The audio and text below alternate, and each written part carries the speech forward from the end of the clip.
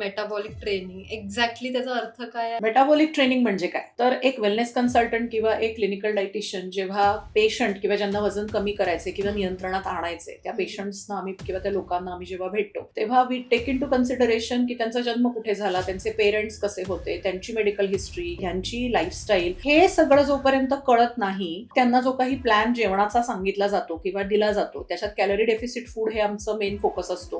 पण 3 वेळेला जेवण जे नॉर्मल फूड असतं ते त्यांना देण्यात येतं. त्या नॉर्मल जेवणामधनं हवे तितक्या त्यांना कॅलरीज म्हणा किंवा हवं तितकं प्रोटीन, फायबर जे उगाच एक्स्ट्रा बाहेरचे ऍडिशनल सप्लिमेंट्स न घेता त्यांना घरातल्या जेवणात मिळू शकतं. याच बरोबरीने त्यांना अशी ऍक्टिव्हिटी देणं की जे ते त्यांच्या रुटीन मध्ये नॉर्मल करू शकतात. आणि ही गोष्ट साधारण एक 8 ते 12 आठवडे आम्ही त्यांना अंडर ऑब्झर्वेशन ठेवल्यासारखं त्यांचे फॉलोअप्स घेत राहतो दर 15-15 दिवसांनी. कारण काय लक्षात आहे ऐश्वर्या,